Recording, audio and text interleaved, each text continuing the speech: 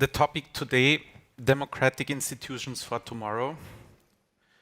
And in the context of this year's Innocracy theme, how do we master transformation? Our focus in terms of institutions and will be mainly focusing on the big ones, the obvious ones, the constitution, parliament, government, parties, elections. Just some small topics. Yeah, and for these small topics we have little time, around 45 minutes, but maybe it's as precious as in real life.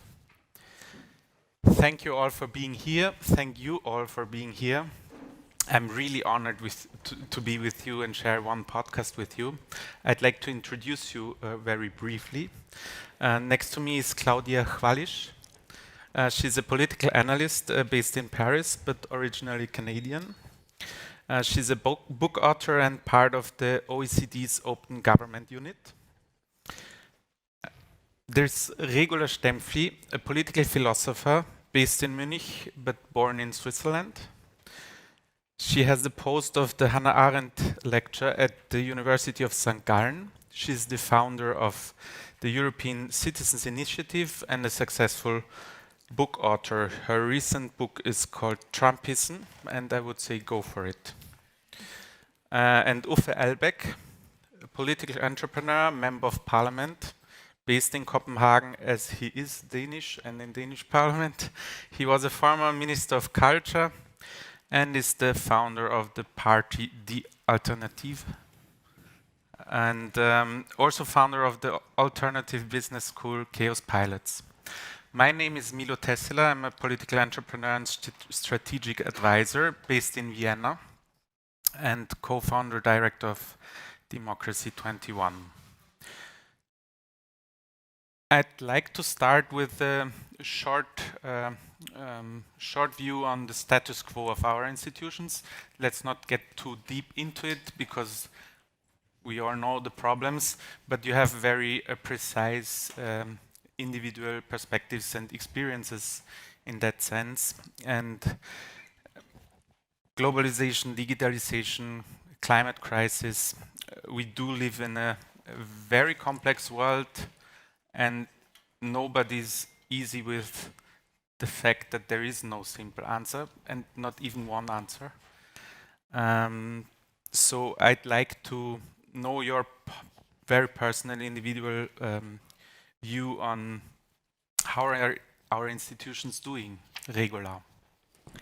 Well, since I wrote Trumpism, a phenomenon is conquering the world, it's framing and hurting our democracies. And I'm trying to pinpoint that to the big distance between narratives, fiction, and coding.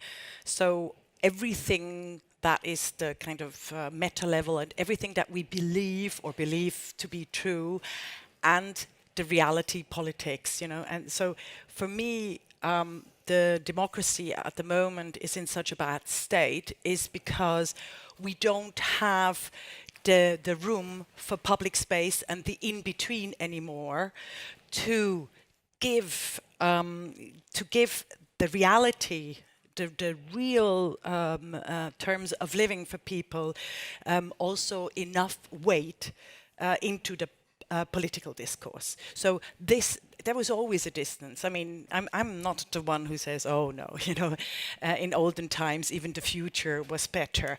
But what I'm saying is that what has happened the last 20 and 30 years, I would pinpoint it to 1999, where it got really clear, is that difference between the codes, the ideology, the rapport, the news speak that has a certain language, technocratic language and so on, of the so-called elite, which is sometimes powerless as well, but the distance between that, which is kind of the ruling worldview, and the reality that we experience with our bodies, with our feelings, with everything, there's a huge difference. So it's a kind of a loss of the real world that we are actually witnessing and experiencing. And what we don't do, and that's why I come to the transformation, what we don't do is to totally rethink that mechanism of coding the world, having ideologies that rule implicitly or directly or structurally, and the real world as we're experiencing it. You know, even today we are such in a rot of using words that are so technocratic, that are so far from what we were invited to talk today. So we're already in that spinning. So that's one of the most important things that I would like to get across, is this loss of reality of the world and the in-between that we could establish amongst ourselves in a public space, and the deconstruction of elitist bank speak talk, or coding talk, or looking at ideology as if it was a force de la nature, as if it was not to be designed. I hope I made myself clear. I'm going to come to concrete examples because that's where I'm working on. Where does it happen and why does it happen? So, and overall, I think democracies are still the best systems to live in, I have to tell you. Otherwise, I wouldn't be sitting here. Claudia, would you like to go on as a more closer one to actual institutions, consulting them and so on? Yeah, I mean, in some ways, I agree with Regula. I think that, I mean, for those who came to the Inspire talk that I gave earlier, I was talking about how our time today has been characterized in some ways by the 3 Ps of polarization, populism, and pessimism, and how, as you were saying just now, it's not that there was ever some sort of golden age, but there is something that is inherently different about what we're experiencing today.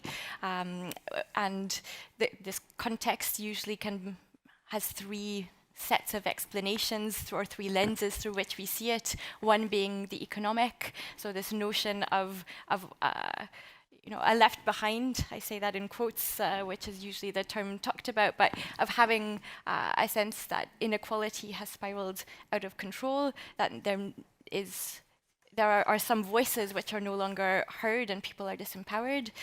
There's a second lens, which is through talking about cultural anxieties and differences which have been provoked in many cases by immigration. And I think there's a lot of truth in both of those theories, that since globalization, there has been a sort of divergence of values. So I'm not sure if this is what you were referring to in some ways, this notion of the elites versus the rest, but a lot of work by the scholars Inglehart and Welzel, for instance, looking at the World Value Survey, which is an international survey that has been done since the 1980s, so we have comparable data from then until now, has shown that overall, as a whole, societies have moved away from more traditional values like religion and authority and so on, towards a majority having more liberal, secular values, more tolerant, and today's elite tends to be represented by those values, but that doesn't mean that everybody in society has come to embrace them, and this is where we see some of the tensions around cultural issues coming to a head today, because our elected representatives tend to be part of the overarching worldview, which the World Values Survey shows as a whole the majority has headed in that direction, but that doesn't mean everybody has, and there's anything inherently right about it either. But then there's a third lens, which is about the political, and this touches on the fact that trust today, both in government by citizens, but also of government in citizens and people between one another, is also at a historic low. So again, there was no golden age, but when you look at surveys that were done in the 1950s compared to today, there is a marked decline in trust. There's an increase in people feeling like politicians are just in it for themselves.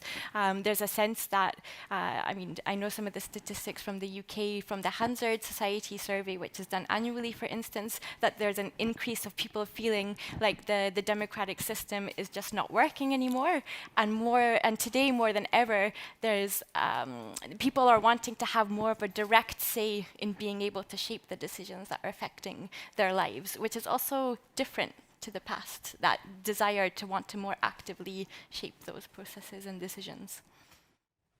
Thank you. Uffe, as a practitioner. I think we are all practitioners. Yeah. Anyway, what was the question? The question is, what's The the state of state. our institutions? Yeah, So I know what the question was, but it, I thought you followed. Do I want to answer that yeah, question? exactly. Answer whatever you want.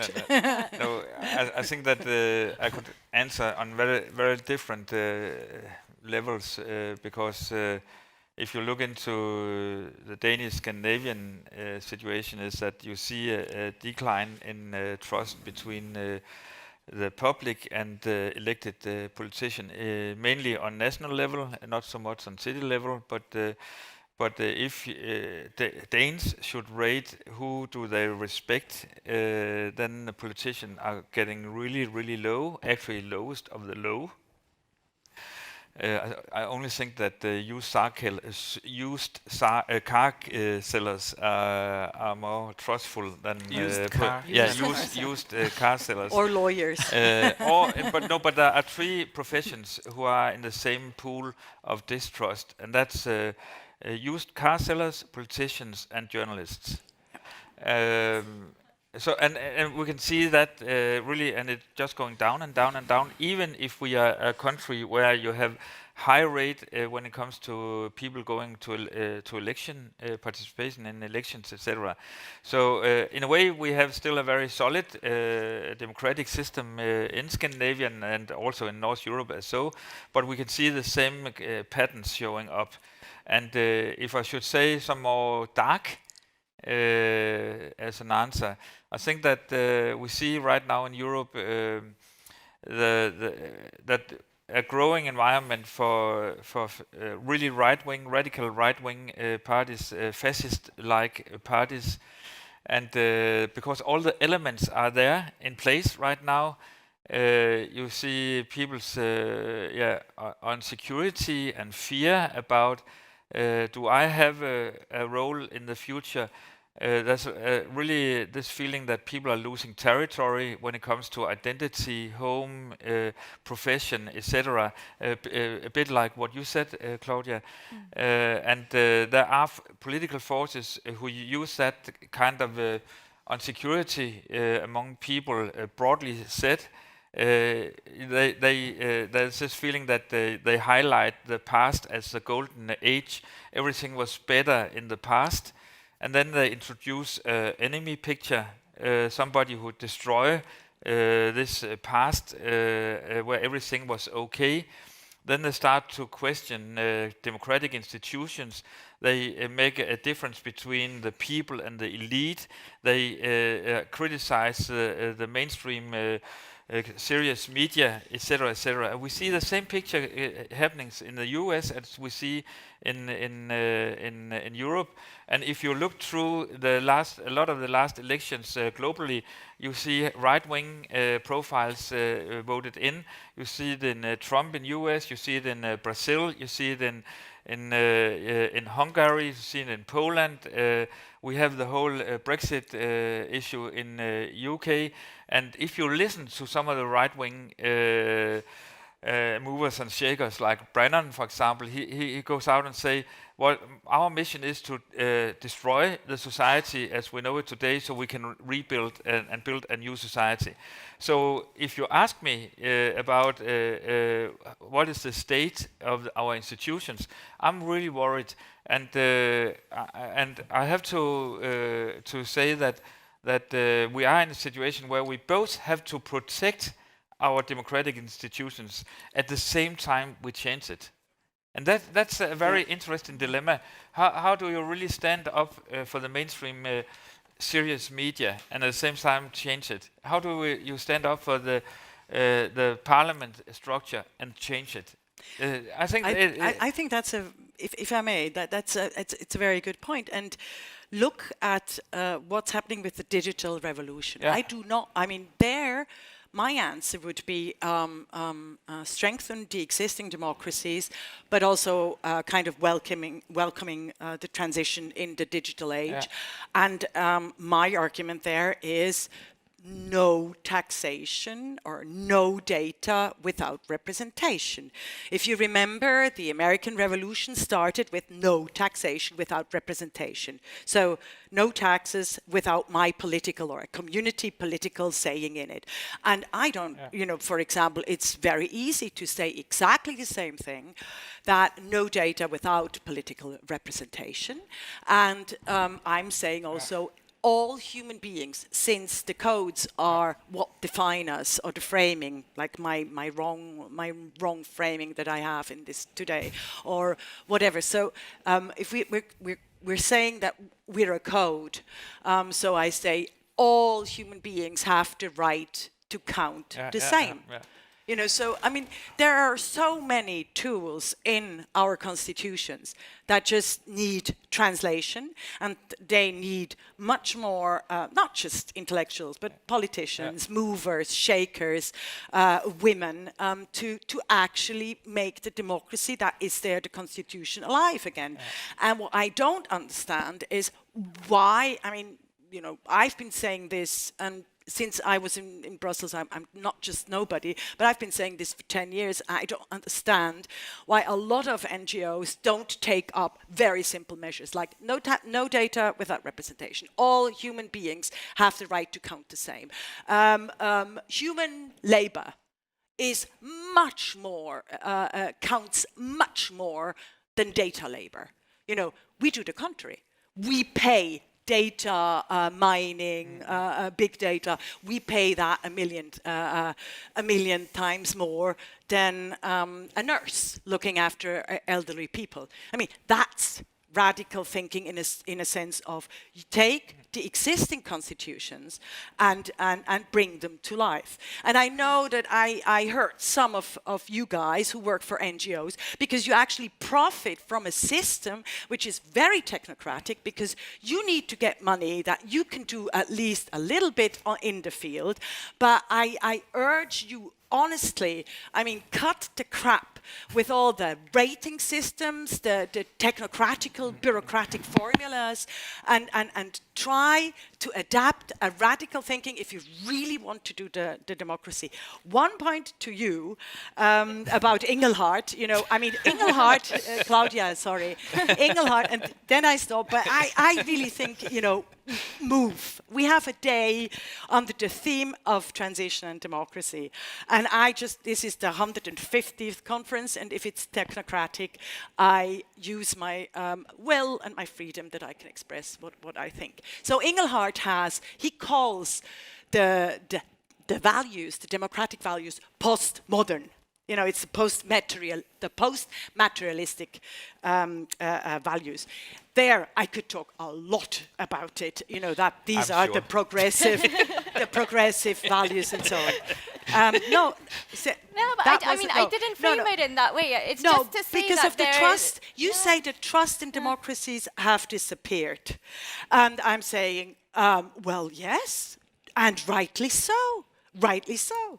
The situations of a lot of people have really worsened the last 20 years. Oh, but I completely agree. That's why I was saying that there are these three lenses which, you know, you can't just talk about the economy or just the cultural changes or just the trust, that they're all intertwined, and sometimes we focus too much just on one of those explanations or theories of change. And it's only more recently, I think, when we talk about populism, for instance, or the rise of the far right, that these questions about democracy and trust and disillusionment with the system of governance have actually come into these discussions. For a long time, they were really dominated by the economic and the cultural theories. So, but my point of bringing about, although the three lenses too, was that I don't think it's just by different economic policies or different policies on immigration that we're going to solve the issues. It's more fundamental than that, and I completely agree with you. But you can change Uffe, the life that better. it's also about more fundamental changes to the democratic system. But how do you do it in such a way that you don't tear it apart, but that you can build and enhance the representative democracy that we have today? You mentioned the people that don't trust journalists and don't trust politicians as like the least group of professions. So there's no trust in politics. People don't trust each other.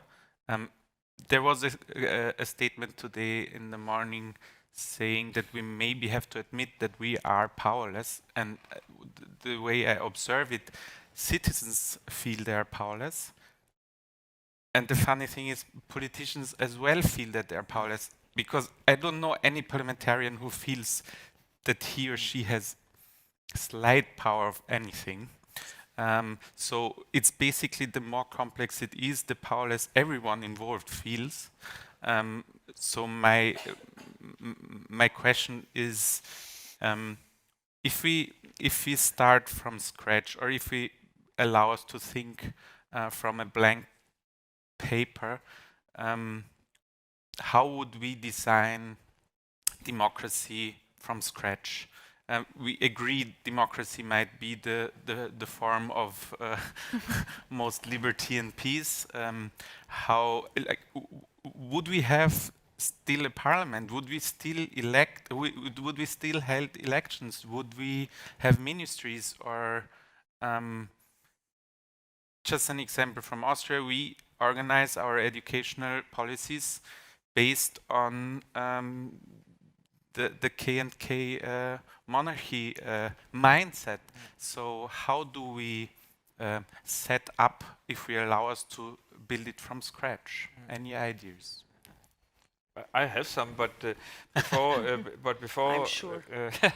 I give it back to you. Yeah, I know. I like you. I give it back to you. Yeah, go ahead.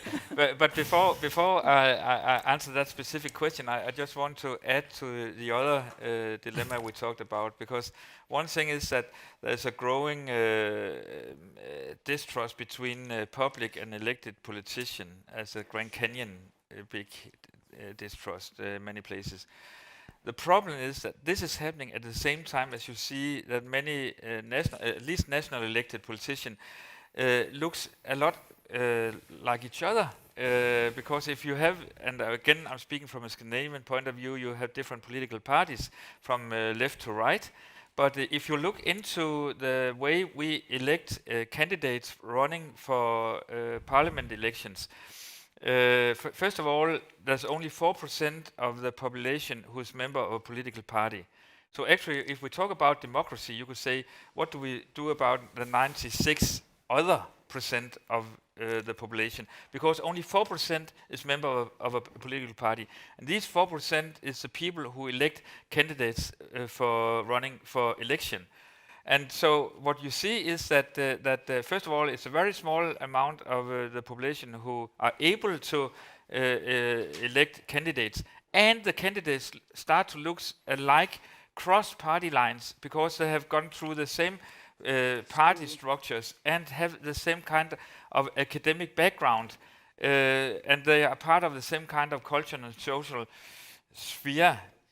So over time you see this growing distrust, and then you see the potential of what I would call a political class. And that is a poison to democracy as we know it today. So I would maybe reframe the question, say, how do we go from a 4% democracy to a 96% democracy? And then back to your question, at the last election, my party decided to run for the Prime Minister's office, which was crazy, of course, because we were such a small new party. But we had this feeling that we had to change this US-alike democratic election in Denmark, where you had 2 blocks and you had 2 prime minister candidates. So we said there should at least be a third, and we wanted others come on the stage so we could have more prime minister candidates. But because we did that, we also had to think, if I was sitting in the prime minister's office after the election day, how should I govern the parliament? So we actually created a government program, and we totally redesigned all the ministries and the dynamics.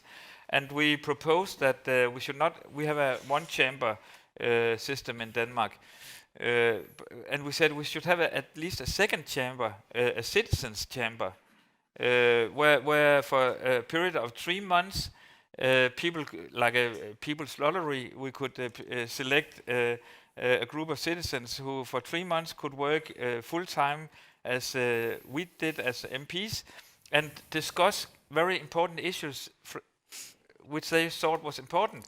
And we, on the other hand, in the first chamber, could ask questions to the citizens' chambers to reflect the lawmaking on the floor. So we had all kinds of interesting ideas, and for me it was inspiring to get this assignment saying, how would we organize a country, a nation? So it was a super interesting task. So I can just recommend try to do it. Yeah, I think that's a brilliant idea to have a group of people, and taking the best out of democratic elements. I mean, I would certainly take federalism. Yeah. I really like federalism, local politics, and having a strong hold there. So I like the ideas of 2 chambers. I mean, everything has ups and downs, and I also would suggest, for example, keep the constitutions, but I would definitely reduce the years of member of parliament, to 12 or 16 years. That you 8, just I would say 8. 8, even 8. Yeah. That's a bit short, but I mean, it doesn't matter. But but I love the citizen participation, and that they. I think it's a brilliant idea to from scratch. And just to add on it, we looked into the constitution and said when we looked into the constitution, it's very difficult to change the constitution of obvious reason. But what we recommended was that, for example, nature should have rights in the new constitution. That so you can't attack or misuse nature. Then you are able to go to law, to the court, and run cases in the court on behalf of nature. And this sounds, first time you hear it, it sounds crazy. But actually, you have constitutions around the world where you have given nature rights. For example, Ganges, the river in India, has constitutional rights or legal rights. You have the There's same. a river in New Zealand as well. In New Zealand, you have it. You have it in US. And I think that's an extremely important step to take to give nature rights in the constitution. So again, it's just to broaden up our imagination about how would we really like the society look like, which voices would we like to invite to the table, which perspectives would we like to invite to the table, and how could it? Yeah. Claudia, any ideas? Yeah, no, I mean, it's one of those questions I've thought a lot about, and I'm personally not convinced that if we had to start from scratch today, electoral democracy would even be at the center of what we consider democracy. It's become so intertwined, these two concepts, but it's only as of the last 200 or 300 years that that's been the case. And for centuries before that, democracy had nothing to do with elections. And this principle of a random selection, of having lotteries and people deliberating, and the principle of rotation, that it's not like you're randomly selected and you do it for a long time, but maybe for 3 months, maybe for 6 months, or for you have a civic duty to also be part of those decisions that are being taken collectively for your society, and you know that, okay, after a while it's other people like you who have to play just as active a role, because I'm not sure a functioning democracy would require everybody to be constantly, permanently super engaged all the time. That's almost a sign that something is wrong. So thinking about how we take collective decisions today from a blank page, I don't know if elections come into it. No.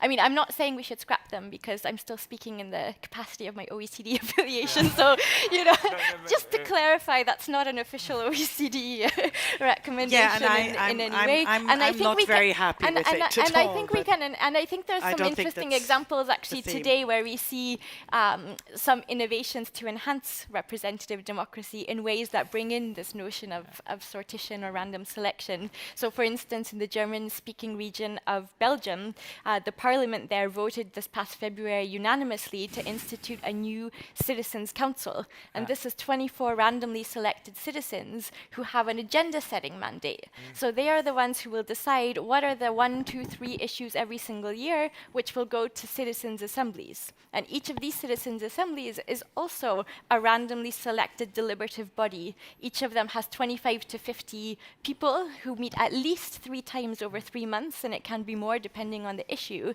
And their role is to give recommendations to Parliament. And now there's new legislation which says that the Parliament must have at least 2 debates about those recommendations, and there's an onus on the government to respond. So it's an interesting way that we're seeing actually, But we're that's not tearing actually apart that's elections. not democratizing the elections. That's democratizing the committee system.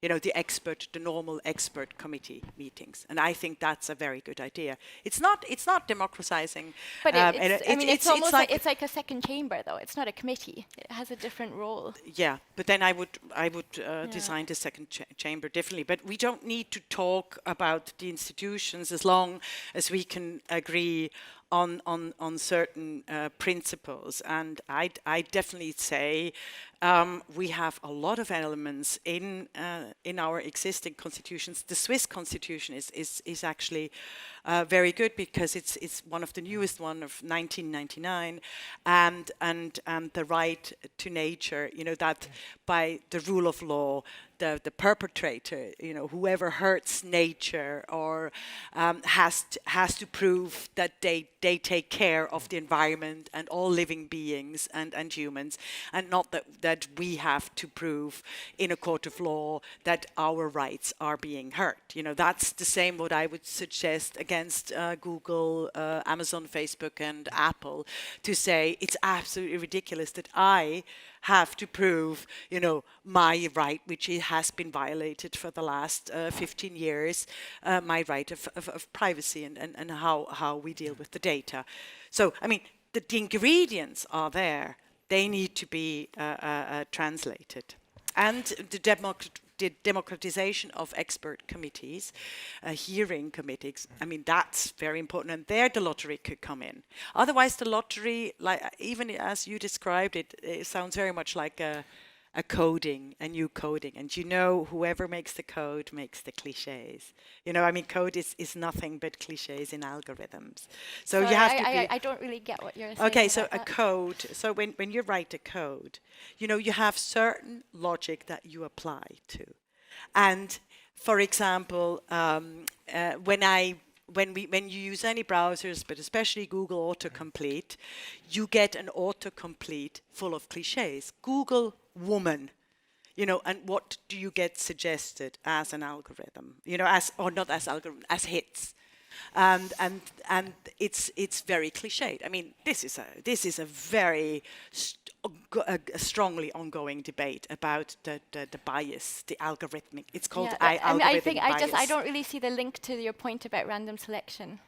Well, I mean, the way you define random selection is also a certain pattern of what you understand to be politics.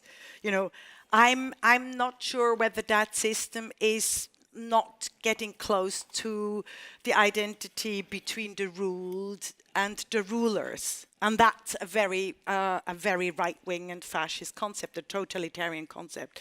If you want the governed and the governors to be identical, that is very totalitarian. But it's almost the opposite point in the sense that, I mean, what we were just talking about, that the governed all seem to resemble one another. So the idea of That having is a uniform. random selection Yeah. is to bring in the perspectives, the voices of the groups of people who are not as active and participating. I mean, there's quite a lot of research which shows that even in other forms of participation, political participation, which are bottom up or open, there's a disproportionate level of participation by certain demographics, which tend to be male, older, well-off, well-educated, more urban. So how do we try to overcome this challenge? And I think that trying to reincarnate sortition, which is the technical term for random selection, for the modern age, is quite an interesting approach to that. And in many cases, it's taken the form of what's called a civic lottery, which has two stages. The first, where there's a really large number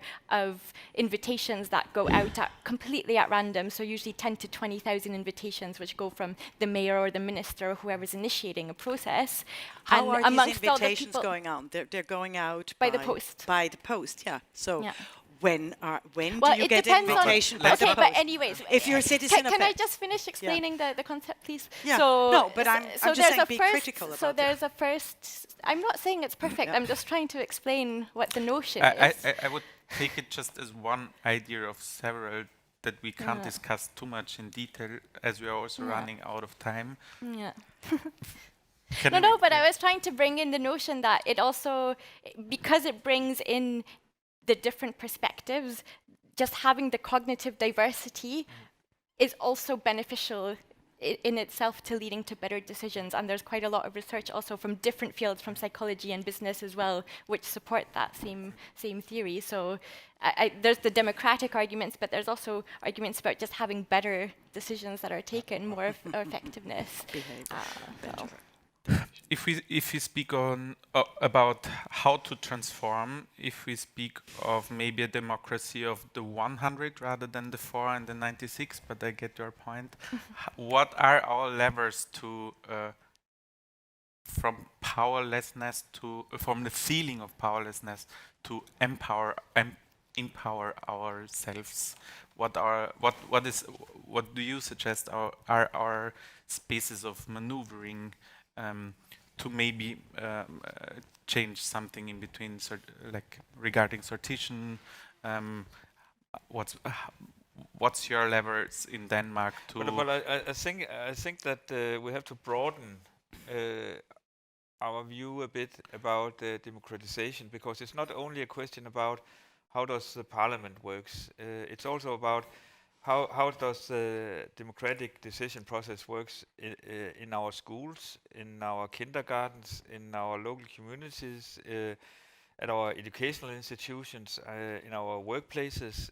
So we have really to discuss about how do we actually organize ourselves, and who decides what, and who has a voice and who has not a voice in a specific decision moments. And what if I could just say it should be like I think it should be, I would really like to see a new democratic movement where we really are talking about democratization in our workplaces, in our companies, that the staff should at least have 50% of the seats in the boards of all companies, etc., etc. I would actually like to go to a more radical approach and say you can't talk about political democracy without talking about economic democracy, because economic democracy,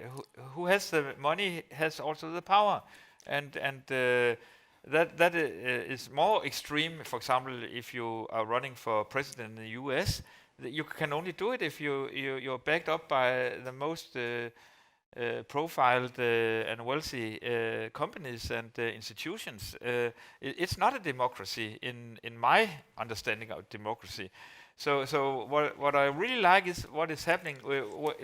Yesterday, I walked through the city of Berlin, and Extinction Rebellion was occupying a bridge to just in the neighborhood, and it was, for me, it was nice. It was so nice. No, but it was super nice. God damn it! It was people who saying we're taking back the public space, and we have to react on our knowledge and put it into action.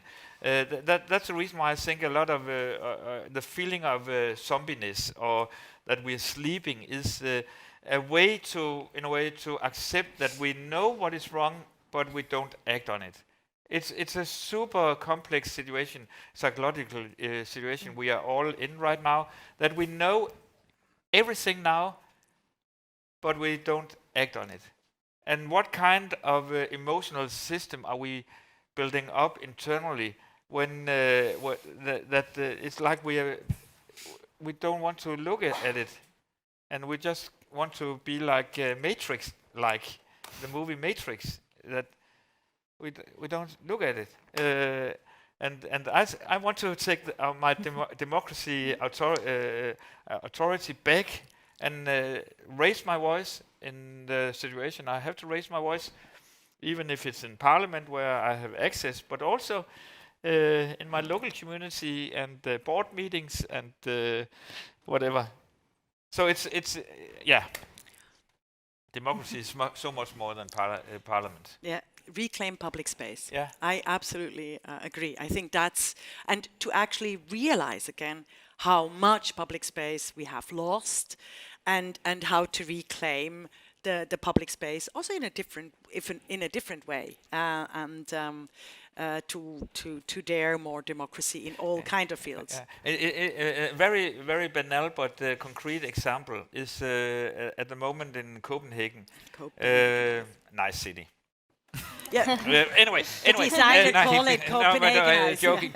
Joking. I love Berlin. I have to say that. Anyway, but what is happening in Copenhagen right now in the public space is interesting for me, at least.